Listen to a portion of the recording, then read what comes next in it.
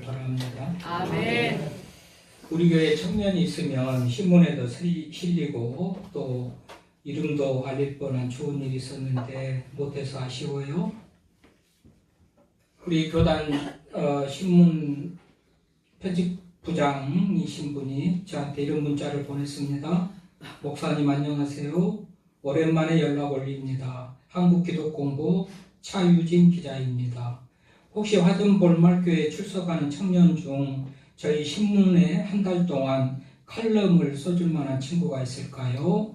A4 용지 한 페이지 분량으로 사회를 써주시면 되고 주제는 자유입니다.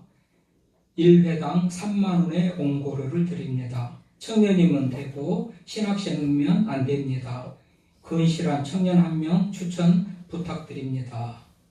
많고 많은 교회들 중에서도 목사들 중에서도 우리 교회에 또 이런 요청을 해본 것을 보고 강 목사가 우리 교회가 좋은 그래도 이미지를 가진 교회구나 이런 생각을 해보게 됐어요.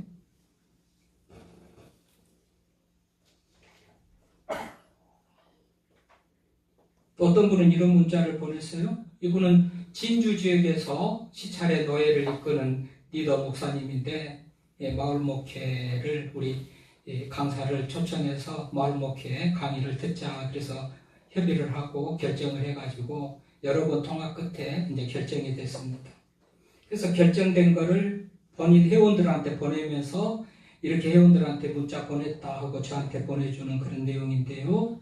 세 번째 삶의 목회와 힐링 주제 마을 목회. 그러니까 세 번째로 세미나를 하는데 그 단체 이름이 삶의 목회와 힐링 뭐 이런 단체라고 그래요. 자, 주제는 마을 목회가 답이다. 일시 2026년 6월 4일부터 15일 장소 천상의 정원수 수생식물학습원 천상의 정원 수생식물학습원 주소는 충북 옥천군 금북면 방아실길 255 강사 강대석 목사님 화전벌말교회 담임 필요한 사항은 다음에 또 연락드리겠습니다. 회원들한테 보내면서 또 저에게 보낸 문자인데 또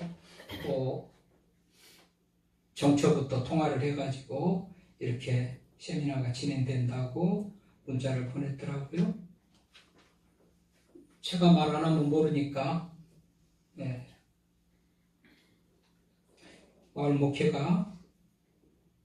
목회를 하고 있는데 여러 사람이 마을 목회를 하지만 이분들은 진주 지역인데 진주가 끝이잖아요. 강사를 배려해가지고 가운데 지점 대전 어디 또 어디입니까? 금산 어디 그쪽에서 중간 지점에 저가 오기 편하도록 그렇게 하려다가 이제 옥천으로 정했다고 그렇게 문자가 온 것이에요. 오늘 할 일이 많네, 할 얘기가. 우리 교단 신문이잖아요. 5월달 내일 모레 목사고시가 있는데 목사고시 논술 주제가 마을 목회예요. 그러니까 여러분 신학생들에게 목사 될 사람들에게 논술 주제로 마을 목회를 준다는 것은 그만큼 마을 목회가 중요한 그런 어떤 목회의 방향이라는 것을 알려주는 것 아니겠어요? 그래서 여러분의 목사가 교단 뭐 신문사면 신문사 또 세미나 하는데 마을 목회면 마을 목회 주목받고 있는 목사라는 것을 좀 알아주라고 말씀을 드렸어요. 제가 말 안 하면 모르잖아요. 이번 말씀을 준비하다 보니까 저는 국제시장이라는 영화 있잖아요. 국제시장. 그 주인공 황정민 씨가 주인공이잖아요. 이름은 윤 누구죠 이름이 그 주인공 이름이 윤덕수. 네. 이 말씀을 읽으면서 이 국제시장 영화 그 한 장면이 생각이 나더라고요. 물론 영화를 보고도 뭐 전체를 다 기억을 못하지만 뚜렷하게 기억나면 한 가지 뭐죠? 이제 남한으로 내려가야지 산다는 거 아니겠어요? 자, 우리 남한으로 내려가서 살아야 된다. 남한으로 안 가면 다 죽는다. 그래서 자꾸 막 남한으로 내려가려고 탈북을 하잖아요. 마지막 배, 흥남부두에서 마지막 배가 떠나는 그 마지막 배, 그걸 타기 위해서 얼마나 많은 사람들이 부두로 몰려드는지. 그래서 막 여자들 또는 무슨 이 자격 안 되고 우선순위를 두고 막 태우잖아요. 다 태울 수가 없으니까 우선순위로 막 두고 뭐 이렇게 확인해가지고 대면 태우고. 그때 이 얼마나 그냥 안타까운 마음을 가지고 태워주세요, 살려주세요. 나는 못 가도 좋으니까 우리 아이만이라도 보내주세요 하는 그 울부짖던 덕수의 아버지 그 모습. 덕수를 어떻게 겨우 그냥 배에 실어놓고 본인은 바다에 빠져서 죽어가는 것 아니겠어요? 우리 어버이들이 그렇구나, 우리 부모들이 그렇구나라는 그런 생각을 해보게 되지 않아요? 본인은 죽어도 여러분 생명이 하나밖에 없고 생명이 얼마나 귀합니까? 사람 하나 죽였다 하면 그 사람도 사형에 해당될 정도. 여러분 내가 2억 줄게 나를 위해서 죽을래요? 내가 죽여도 뭐 괜찮합니까? 2억 줄게 10억 줄게 하면 여러분 목숨 내놓을 사람 없죠? 그 정도 귀하니까 여러분 자기 목숨이 얼마나 귀하겠어요? 근데 부모들은, 아버지는, 어머니는 나는 죽어도 됐다. 너만 살면 전다. 너나 잘 살아라. 너만 살았으면 좋겠다. 그랬던 게 우리 부모들의 마음이 아니었는가 말이죠. 국제시장에 그 정말 안타까운 그 모습을 보면서 자식들은 살려야 되겠다. 그래서 마지막에 뭐래요? 아들을 배에 실어보고 보내고 본인은 아버지는 바다로 떨어지면서 덕수야 네가 가장이다. 이제 네가 가장이다. 그 어린 독수에게 그런 얘기를 하고 아버지가 바다에 빠졌던 그런 생각을 해보면서 여러분 우리 부모들이 다 우리를 위해서 이렇게 자기를 다 내어주시는 그런 부모들이었다. 오늘 본문 말씀에 보면 전체는 다 이 6월절에 관한 얘기니까 어버이주일하고는 좀 더 거리가 멀어 보이지만 39절 말씀 또 40절 말씀 이런 말씀을 보면 정말 이 부모의 마음이 거기서 느껴지는 게 있어요. 39절 읽어볼까요? 시작. 그들이 애굽으로부터 가지고 나온 발표되지 못한 반죽으로 무겁병을 부었으니 이는 그들이 애굽에서 쫓겨남으로 지체할 수 없었으며 아무 양식도 준비하지 못하였다. 그런 말이죠. 여러분 이때는 지금 애굽에서 430년 동안 종살이를 하다가 바로가 지금 너희들은 자유를 준다. 이제 가도 좋다라고 그런 선언을 했기 때문에 그 애굽에서 지금 탈출하는 장면을 말하고 있어요. 그런데 우리 14장 5절 바로 넘겨서 14장 5절 보면 말이죠. 어떻게 합니까? 바로가 금방 마음이 변해가지고 군대를 보내가지고 잡아오라 쫓아오는 그 군대의 모습을 보지요. 14장 5절 시작.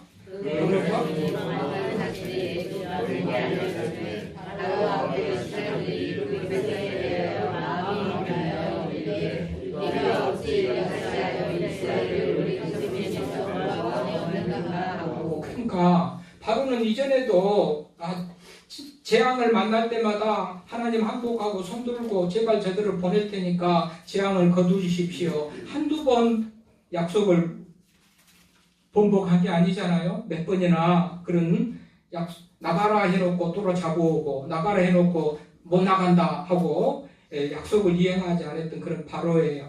지금도 자 출애굽해도 좋다.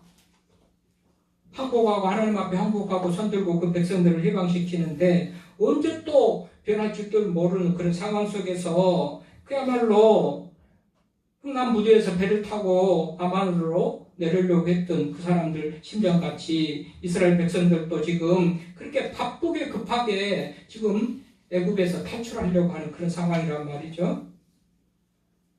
오늘 말씀에 보면 뭐 유아도 있고 가축도 많고 37절에 보면 유아 외에 보행하는 장정이 60만이에요. 그러니까 뭐 장정들은 자기 스스로 힘으로 살아갈 수 있을 만한 그런 이 사람들을 장정이라고 그래요. 유아는 부모들이 돌봐야 될 그 아이들이죠. 여기 보면 가축도 많고요. 가축도 많아요. 수많은 잡족과 양과 소와 심이 많은 가축이 그들과 함께 있었는데 유아나 가축이나 이거는 다 어른들이 감수하고 관리해야 될, 지켜야 될 그 몫이에요. 지금 한 생명 살고 한 생명이 지금 팥줄에서 사냐 죽느냐 하는 그야말로 그런 긴박한 상황 속인데도 불구하고 이들은 다 챙겨가지고 가질 것을 가지고 가잖아요. 근데 먹을 것은 빈약해가지고 어떻게 해요? 생명이 있는 것은 유아든지 가축이든지 우리가 살리고 보호해야 되겠다라는 그런 마음을 가지고 다 챙기는 것 같은데 먹을 것은 챙기지 못합니다. 39절에 보면 그들의 애굽으로 가지고 나온 발교되지 못한 빵으로 반죽으로 무교병을 구웠으니 그들이 애굽에서 쫓겨감으로 지체할 수 없었으며 아무 양식도 준비하지 못했다. 여러분 아무리 비상시국에도 비상양식이라는 게 있거든요. 먹어야 살거든요. 그런데 이들은 양식을 준비하지 못하고 결국 빵이라는 것도 누룩을 넣고 숙성시켜가지고 많이 부풀고 부드러진 다음에 그렇게 구워가지고 먹을 때 제맛이 나고 먹을 만한데 오늘은 발교되지 못한 반죽으로 무교병, 이거는 부풀지도 않고 누룩도 않고 아주 그냥 이 밀가루 반죽해가지고 조금 지난 다음에 굳어지면 돌덩같이 딱딱한 거 알죠? 그렇게 지금 그렇게 맛도 없고 정말 씹기도 힘든 그거 좀 챙기고 나왔다는 거잖아요. 그리고 양식은 준비하지 못하였고 왜 그렇다고요? 상황이 쫓겨가니까 이게 지금 애굽에서 쫓겨난 거야. 이게 말은 이 해방에서 자유다. 너희들이 우리나라를 떠나서 너희들이 가고 싶은 곳으로 가라 그랬지만 쫓겨난다는 것은 곧 뒤쫓아오는 그런 상황을 전제하고 쫓겨났다고 그렇게 하는 거 아니겠어요? 그러면 유아도 가축도 정말 오늘 걸음아 우리 새끼 살려라 그랬는데 걸음아 나 살려라 하고 도망갈 그런 상황이란 말이죠. 지금은. 근데 보면 오늘 60만 유아 예의 장정이 60만이라는데 유아들은 다 챙기고 아마 뻔히 아버지들은 아마 가축을 챙겨서 데리고 갔을 것 같고 어머니들은 아이들 이쪽 지역은 아이들도 많잖아요. 짐은 머리에 이고 양손에 아이들 붙들고 또 등을에도 아이 메고 어떻게 했든지 아무튼 달려갔을 것 아니겠어요? 급하게 일어나라 신발 신어라 뭐 가져갈 거 없다 빨리 가야 된다.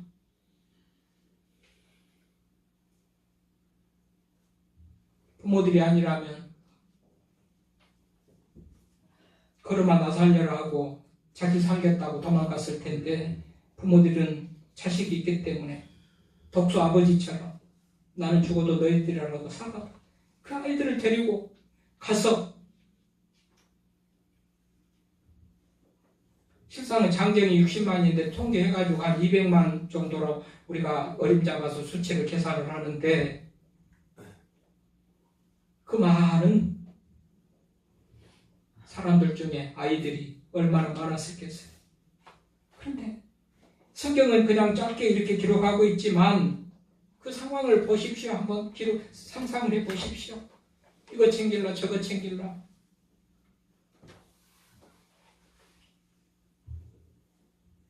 우리 부모들은 늘 우리보다도 자식보다도 자기들보다도 자신들보다도 우리 자식들을 챙겼던 우리 부모님들 그 덕에 우리가 여기 있는 거 아니겠어요?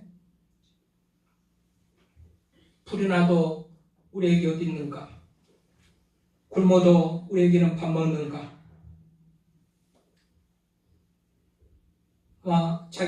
자기들이 필요한 것은 못 챙겨도 아이들 거 챙겨가지고 탈출하기에 바빴을 그 부모들 같이 우리 부모들도 그렇게 우리들을 위해서 다 내어주시고 헌신하신 그런 부모님들 그 덕분에 우리가 있는 줄로 믿습니다. 아멘. 수학자고 과학자고 우리 믿음의 사상가인 파스칼이 그런 말을 하죠. 인간은 갈대다. 인간은 갈대다. 자연 만물 속에서 갈대를 가장 영약한 어떤 그런 생명 있는 풀로 봤던 것 같아요. 그래서 갈대다. 그러나 생각하는 갈대다라고 말을 했어요. 인간이 약하지만 생각하는 갈대다. 빅토르 위고르는 여성으로서는 약하지만 어머니로서는 강하다 이런 말을 했죠. 이런 지금 상황은 여성으로서는 감당하기 어려운 그런 상황이에요. 자기 몸 하나 간수하기도 못할 그런 상황인데 이렇게 다 챙겨가지고 가는 것은 그만큼 여성으로서는 약하지만 어머니로서는 강한 그런 모습을 보여준 것이죠. 심순덕 시인을 아십니까? 강원도 산골에서 구남매 중 막내로 태어나가지고 철없는 시절에는 부모에 대한 생각, 어머니에 대한 생각을 하지 못하고 살다가 60이 넘어가지고 어느 시절에 갑자기 어머니를 생각하면서 엄마는 그래도 되는 줄 알았습니다 라는 시를 써요. 많은 사람들에게 읽혀지고 감동을 주고 많은 생각을 하게 하는 시지요. 엄마는 그래도 되는 줄 알았습니다. 하루 종일 밭에서 죽어라 힘들게 일해도 엄마는 그래도 되는 줄 알았습니다. 찬밥 한 덩이로 대충 부뚜막에 앉아 점심을 때워도 엄마는 그래도 되는 줄 알았습니다. 한겨울 냇물에 맨손으로 빨래를 방망이질해도 엄마는 그래도 되는 줄 알았습니다. 배부르다 생각 없다 식구들 다 먹이고 굶어도 엄마는 그래도 되는 줄 알았습니다. 발뒤꿈치 다 헤어져 이불이 소리를 내도 엄마는 그래도 되는 줄 알았습니다. 손톱이 깎을 수조차 없이 달고 문드러져도 엄마는 그래도 되는 줄 알았습니다. 아버지가 화내고 자식들이 속속여도 전혀 끄떡없는 엄마는 그래도 되는 줄 알았습니다. 이 할머니 보고 싶다, 이 할머니 보고 싶다. 그것이 그냥 넋두리인 줄만 알았습니다. 한밤중 자다 깨어 방구석에서 한없이 소리 죽여 울던 엄마를 본 후론 엄마는 그러면 안 되는 것이었습니다. 우리 젊은 부모들이 말합니다. 젊었을 때는 모르는데 아이 낳고 길러보니 부모의 마음을 알겠다 이런 말을 하기도 합니다마는 우리 부모들은 우리를 이렇게 길렀다는 거 아니겠어요? 하나님께서는 우리를 하나님의 방법으로 어떤 능력으로 혼자 태어나게 해서 들판에 태어나게 해서 짐승들도 불에서도 흙에서도 바위 속에서도 태어나서도 잘 사는데 인간도 그렇게 하지 못했을까요? 근데 인간들은 부모의 품에서 태어나겠죠? 예, 하나님 아버지가 어떤 분인 것을 알게 하시기 위해서. 아니 다른 짐승들은 땅 속에서 불 속에서 물 속에서 태어나가지고도 잘도 사는데 사람은 그렇게 못했을 거냐고요? 충분히 사람도 그렇게 할 수 있을 하나님의 능력이시지만 부모의 품에 태어나서 부모의 사랑 받고 자르면서 아버지 하나님, 우리가 영의 아버지 하나님이 이런 분이라는 거, 하나님의 사랑을 보여주고 깨닫고 알게 하시기 위해서 그랬다라는 그런 글이 있어서 소개를 하면서 그래요. 우리 하나님은 우리들을 가정에 보내서 부모들의 품 안에서 사랑받고 잘 양육받게 하셔서 부모의 사랑이 소중하고 귀한 것을 아는 것 같이 아버지라고 부르는 영의 하나님에 대해서 고마워하고 감사하며 살아라는 것을 알게 하시기 위해서 그랬다는 그 말이 빈말이 아닌 줄로 믿습니다. 아멘. 그야말로 우리를 사랑하셔서 죄를 용서하시고 하나님의 자녀로 삼으신 하나님의 놀라우신 그 은혜를 생각하면서 또 감사할 수 있는 시간 되기를 바랍니다. 그러니까 우리가 기억해야 할 것은 우리의 능력이나 우리의 힘으로 우리가 여기에 있는 것이 아니고 오직 부모의 은혜다라는 것을 제가 말하고 있는 것이죠. 여러분 우리 한국교회의 자칭 아주 잘 나가는 영향력 있는 리더 중에 한 사람이 거룩한 빛 광성교회 정성긴 목사님이시죠. 그분의 간증에 의하면 등록교인이 6만 명이었다가 주일에 출석은 10,000명 정도 하는 그런 교회에 목회를 하다가 지금은 은퇴를 하셨어요. 그분이 내가 왜 하나님께서 나에게 이렇게 은혜를 주시고 큰 목회를 하고 이렇게 한국에 영향력 있는 목회자가 되게 했을까? 자기는 아무것도 없는데. 그분 역시 본인이 공돌이라고 그래요? 어디 갑자기 생각이 안 납니다만 어디 회사에 다니다가 방송통신대학을 거쳐서 그분도 저같이 행정학과를 거치고 해서 장신대 가서 지금 목사가 돼가지고 목회를 하는데 이런저런 여건 보면 주변에 친구들 중에 후배들 중에서는 깡패도 많고 월계동 어디에 무슨 청량공고 비롯해서 그쪽 지역에 좀 그 수준이 떨어지는 그런 아마 고등학교가 있는가 본데 공부는 안 하고 싸움질하는 그런 학교 출신인데 본인은 별로 그렇게 잘 나갈 만한 능력도 실력도 없는데 어머니 때문 아닌가 이런 얘기를 합니다. 그러면서 이렇게 간증을 하는 거예요. 어느 날 하나님께서 우리 어머니 윤덕희 권사님이 얼마나 열심히 봉사하는 것을 보고 상을 줘야 되겠다. 그렇게 마음을 먹고 있다가 깜빡 잊었다는 거 아니겠어요? 그래서 어느 날 생각이 나가지고 베드로를 불러가지고 야 베드로야, 예 주님, 내가 윤덕희 권사에게 상을 좀 주고 싶은데 내가 보니 윤덕희 권사는 안산에서 땅 400평을 바쳐서 도일교회를 건축하고 장이동으로 이사해서 장석교회가 처음 개척할 때 집사로 봉사하면서 교회 부흥에 이바지했고 안산에서 장이동으로 이사를 한 것도 그럴 만한 사연이 있었겠지. 또 장이 중앙교회가 건축할 때 집 하나 바치고 그 교회에서 무보수로 4년 동안 사찰로서 봉사를 했거든. 그러는 동안 17번이나 이사를 다녔고 나를 위해서 수고하고 애쓴 것이 참 많은데 내가 상 주는 것을 깜빡 잊고 있는데 이제라도 줘야 되겠다 그랬더니 베드로가 주님, 윤덕기 권사님은 벌써 천국에 와 계십니다. 아 그러냐? 진즉 내가 챙겨줄 걸 그랬구나. 그러면 그 자손들에게도 상을 줘야 되겠다. 그래서 그 큰형이 장로가 되고 둘째 형이 목사가 되고 셋째 형이 장로가 되고 큰 누나가 권사가 되고 둘째 누나가 권사가 되고 셋째 누나가 목사가 되고 본인도 목사가 돼서 이렇게 큰 목회를 하고 있다 말하고 있습니다. 뭐죠? 부모님의 은혜라는 겁니다. 특별히 어머님의 은혜라는 겁니다. 어머니가 그렇게 기도 많이 하고 주님을 위해서 봉사 많이 하고 그래서 하나님께서 나에게 은혜를 이렇게 주셨다. 그렇게 말하더라고요. 여러분 어버이날인데요. 카네이션 달아주는 날입니까? 누구 때문에 내가 여기에 있는가 여기까지 왔는가 생각하면서 그것을 기억하고 감사하는 날이 어버이날인 줄로 믿습니다.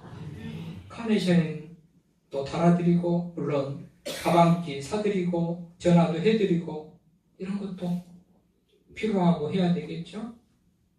제가 늘 말합니다. 믿음 좋은 사람은 효도하는 사람이에요. 성도는 믿음 좋은 사람은 애국자이기도 하고 성도는 믿음 좋은 사람은 효자이기도 하고 왜요? 하나님의 말씀이 그거를 명령하잖아요.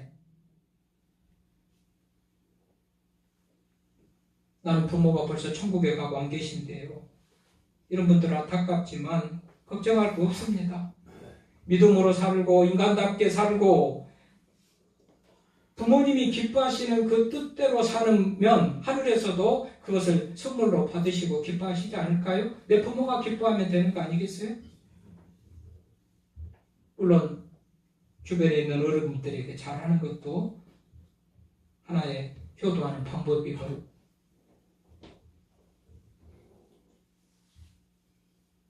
우리 영락교회 목회하다가 은퇴하신 한경진 목사님이 계십니다. 언제도 말씀드렸습니다마는 종교계의 노벨상이라고 하는 템플턴상을 수상받은 정말 훌륭하신 어른이시고 목사님이죠.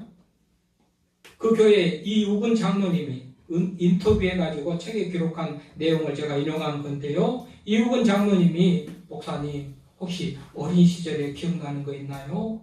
2가지가 있어요. 그 중에 하나는 어머니야. 어머니는 고생만 하시다가 30 넘은 시절에 세상을 떠났대요. 어려서 어머니를 잃고 어둡고 가슴속이 슬픔으로 가득 차고 그래서 항상 박지 않는 시무룩한 어두운 그림자를 안고 살았다고 그래요. 그 모습이 안 됐는지 아버지가 친척집에 가서 송아리 한 마리를 끌어와서 야 이거 네가 좀 잘 이뻐해주고 키워봐라. 근데 그 송아지가 저녁마다 낮이고 밤이고 그냥 엄마를 찾아서 우매하고 울어대는 것을 보고 얼마나 엄마가 보고 싶으면 저럴까. 그 엄마는 또 얼마나 새끼 송아지가 보고 싶을까. 그래서 그 송아지를 풀어줬다는 거. 며칠 있다가 친척집에 갔더니 그 친척집에 송아지가 그 어미 소 품에서 안겨있는 것을 보면서 아빠가 사준 거고 아버지가 돈을 지불한 것이지만 끌어오지 못하고 엄마 생각, 송아지 생각하면서 끌어오지 못했다는 거 아니겠어요? 그래요. 우리 부모님들, 우리 어머니들, 우리 아버지들은 우리 자녀들에게 이런 존재다라는 사실을 기억하면서 살아갈 수 있기를 바랍니다. 아멘. 우리 부모님들은 무서워도 안 무서운 척, 큰 걱정이 있어도 없는 척, 먹고도 안 먹고도 먹은 척. 왜 그래요? 우리들에게 염려, 근심, 걱정 끼치지 않고 우리들이 어두움 없이 그늘 없이 밝게 살아가기를 바라면서 그렇게 하셨다는 거 아니겠어요?